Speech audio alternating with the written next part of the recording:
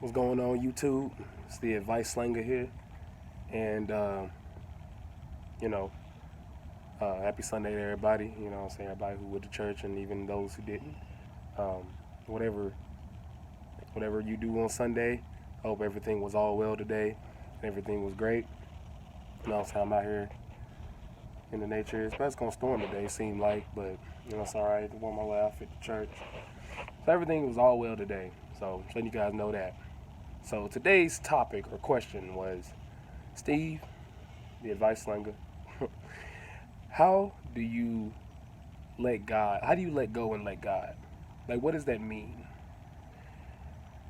Now, when people say, "Well, just let go and let God," there are those that think that, oh, it's in my eye. Anyway, there are those that think that that means to just let it go and don't even worry about it. And while that is partly true, some people think that they have to put no effort behind them doing what it is that they're doing, or whatever the issue is, putting their effort towards fixing it, and God's just going to just erratically let it happen, or fix it, I should say, not let it happen, fix it. But here's the deal: that only applies by just not doing, just letting it go and just throwing your hands up. That only applies to something that you cannot do nothing about. You know what I'm saying? If you're diagnosed with cancer, well, there's nothing you can do about that other than go to chemo or whatever they tell you that you should do. So you do, you know what I'm saying, you do that. Or if if there's a death in the family, well, you can't do nothing about that. Even if you maybe had beef with that person or whatever the case was, you can't do nothing about that. You can't bring them back. So it's things like that. You say, okay, I'll let go and let God handle it. You know what I'm saying? If you had a friend that died, you wasn't for sure that they was living right, and you hope them to go to heaven, you say, look, I just let go and let God do it. You know what I'm saying? But when it comes to things that you can change with your own efforts, see, because here's the deal: God is not some magic trick. Like, He's not this just magical being that just swoops down and just makes everything peaches and rainbows. That's not, and I'm not undermining God's power. I'm really not. But what I'm saying is that he's not that's not the way he operates. Because I said in my last video, or I think last video 2 videos ago, that I was gonna bring that other topic, that God's not a magic trick, and what you're asking for. Here's the deal: when you're asking for God to do something without you doing anything, you're asking for a miracle. And with miracles come great pain. Majority of the time. So I don't want to say always, because I don't know everything. You know what I'm saying? I ain't talked to everybody in all the world, so I don't know everybody's experience. But just from the little bit that I do know that when you ask for a miracle, miracles come with great pain. Otherwise, they're not considered miracles. They're considered blessings. If you well off and everything, and you doing fine, and you find the 20 on the ground, that's a blessing. It's not a miracle. It's not a miracle. You're not going to tell somebody, it was a miracle today. I found $20. But if you, from somebody from really, you're really, really somewhere that's in poverty, right? If you're with somebody, or if you're somebody who's in poverty, right? And you don't know how you gonna eat. You ain't got no money. Your mom ain't got no money. Dad may be there, even if he's not. Ain't nobody got no money to give you. You know what I'm saying? And you starving, or you and your brothers and sisters are starving and whatnot. And you walking down the street, and that person finds $20, right? If that person walking down the street and they find $20 on the ground, that's a miracle, because now they'll be able to eat that day, or probably for the next couple of days, depending on how they manage it and how many people it is to feed. So, but whoever that is in poverty. They live that life every single day. So for them, that'll be a miracle. For somebody regular, that's just gonna be a blessing. If you go to the doctor, right, and let's say that you had a cold, and then you go back to the doctor and you don't have a cold, you're not going to consider that a miracle. You're going to consider it a blessing, right? But if somebody has cancer, and then they go to the doctor and they have cancer, and then they do all the chemo and stuff, and then they go back and they don't have cancer anymore, or the tumor is gone, or whatever the case is, that's a miracle. But then they had to go through the pain of having cancer. You get what I mean? So be careful when you say, oh, whatever, when you ask for stuff and you think and you don't want to put no work behind it, you just go, oh, let's let God do it. And I'm not saying God's here to bring pain and He's not gonna do nothing for you unless pain comes with it. I'm not saying that. So don't think that that's what I'm saying. But what I'm saying is when you're asking for something and you don't put no work in, you're asking for a miracle. You know what I'm saying? You're asking for a miracle. But here's where a blessing is what you want. You know what I'm saying? There's nothing wrong with miracles. Most of the time, miracles don't just come out of nowhere. You know what I'm saying? Most of the times, they don't just come out of nowhere. Usually, like I said, it comes with great pain or a very dire situation. Otherwise, it's not going to be considered a miracle. It's going to be considered a blessing. So, the thing about a blessing, and this is how you get blessings. Let's say that you're in a financial bad situation. Financially, you're in a bad situation, right? So, you're in a bad situation, and then you go out, right? And you know, let's say before that, let's say you pray, you say, God, please, please help me to get more income so I can sustain my bills and not be living just paycheck to paycheck and barely that, you know what I'm saying? And I can take care of whoever you need to take care of or whatever the case is, right? You know, you need to, like when you go out, you have to go out and get a job, all right? You have to go out and get a job. Go out and apply for more jobs. You know what I'm saying? Do what it is that you need to do and put forth your effort to make it happen for yourself. And then God will bless it. You get what I mean? He will bless that, and then you make it even more. But because you put the work in, there you go. If you're trying to get into this, you know what I'm saying, into a particular program, and let's say you put in the hard work, He's going to bless you by allowing you to get into that program, whatever schooling program it is, whether it be nursing school, you know, some chiropractic school, any medical school, or any program that's going to help you elevate your life. You know what I'm saying? It's a blessing for Him to let you in, but you have to do the work behind it. So to go back to what I was talking about with the financial situation, there's lots of ways people have gotten rich. Come on now, there's lots of ways. I'm not talking about even things that they did. You can say, oh God, I really want to be in a better financial situation, but you don't want to go out and do nothing. Well, what if you go somewhere and you get into a car accident? Then you all busted up and everything, and then that's how you earn your money. Yeah, it's a blessing in and of itself, but it will be considered a miracle. That would be considered a miracle. You consider that a miracle that you got into a wreck and then the person had to, you know what I'm saying, front you $1 million, just for example. You know, $1 million or something. That's a miracle. But you had to get busted up in the car wreck for that to happen. You know, so when you say let go and let God,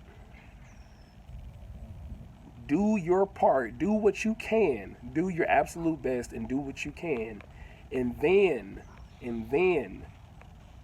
you know what I'm saying, let go and let God.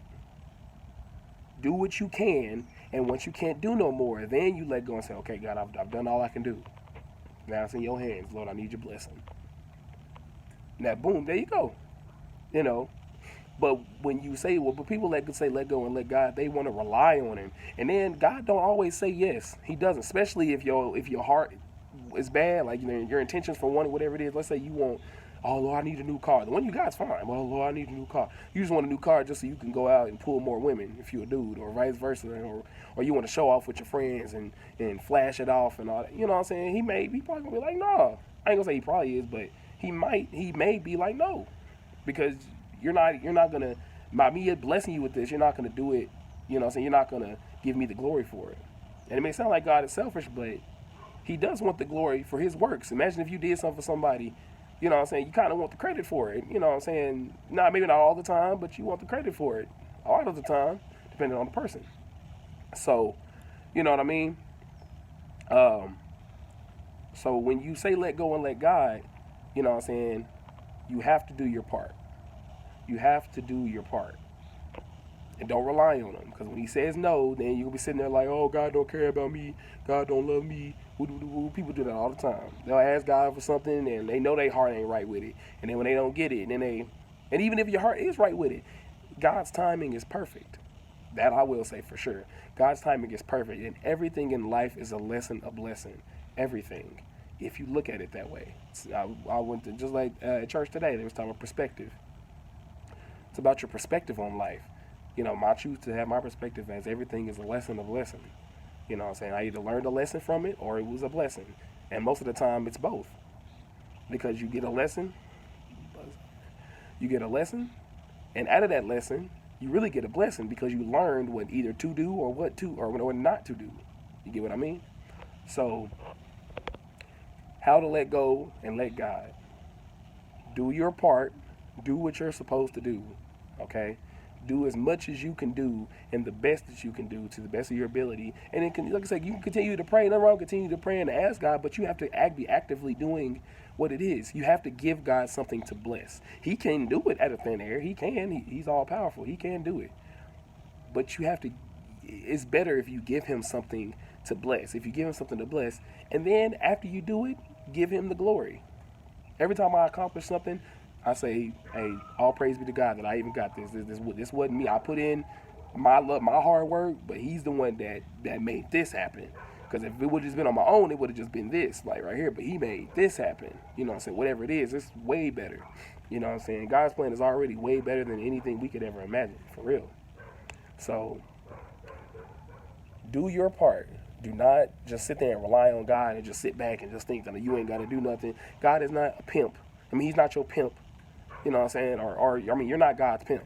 That's what I meant to say. You're not God's pimp. He don't work for you. We supposed to be working for Him. We supposed to be servants of Him.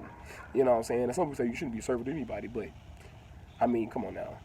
Everybody's a servant to something, really. Everybody's a slave to certain things. You know what I'm saying? I don't say everybody, but the majority of people.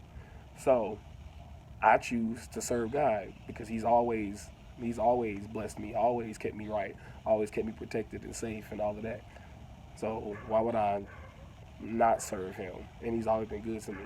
That's like if your parents always being good to you, but you treat them bad, which some people do. And some people do the same thing to God. God be looking out for them and everything, but they always cursing them and all that. But yet He still blesses them. That's just the type of merciful God He is. So I'm really not out here trying to preach to y'all. I'm not. But what I'm telling you is that this is what I'm trying to help people that sit there and just say, let go and let God, and think they don't have to do nothing, because you do. You have to do your part. Because you want His blessing, because you want His miracle. Like I said, now a lot of times miracles come with great pain, and unless you're willing to go through whatever great pain it is and just sit back and just let it happen to you, thinking that it's going to be a miracle on the other end of it, be my guest. But as far as me, and I'm sure other people, nobody really likes going through pain like that. Not really. Some people may do. I don't know everybody, but some people might. But majority of people don't like pain. That's why they shy away from it. So I'd rather just go ahead and put the work in, and then allow Him to bless the work that I put in. You know what I'm saying? Just like this YouTube channel. Even though I'm only doing this, even though the main reason I'm doing this is to help people and just to kind of lead people in the right direction, even though that is the reason why I'm doing these, I want God's blessing on it. I want it to grow so I can reach more and more and more and more people. So I can get more and more questions that probably thousands of other people have, and may be able to answer it and help thousands of people at once. And eventually tens of thousands of people, hundreds of thousands of people, just so on and so on. Sky's the limit. But I have to put in the work. I have to put these YouTube videos out. I can't just put the YouTube, not put no YouTube videos out. I'm like, Lord, I want to reach more people. But then I don't do nothing to give Him a platform for me to reach more people at. You know what I'm saying? Come on. So, do your part, people. Please, do your part. Because I hate to see people busted up. And I don't ever want to see that. And God don't want that either. He don't want to do that. You know what I'm saying? But He's going to meet your needs any means possible. So that's all I got to say, y'all. This is the Advice Slinger. I really hope I was able to help somebody today. I'll find somebody to edit these videos for me so I can put like my Instagram and my Snapchat, and so that way you guys can send me questions on there. So I really hope I was able to help somebody today. Listen, there's nothing wrong with letting go and letting God. That you should do that, but after you've done all you can. After you've done all you can. Now, this is just my advice. You can take it or not. It's all up to you. So hope I was able to help. And that's everything. The Advice Slinger out.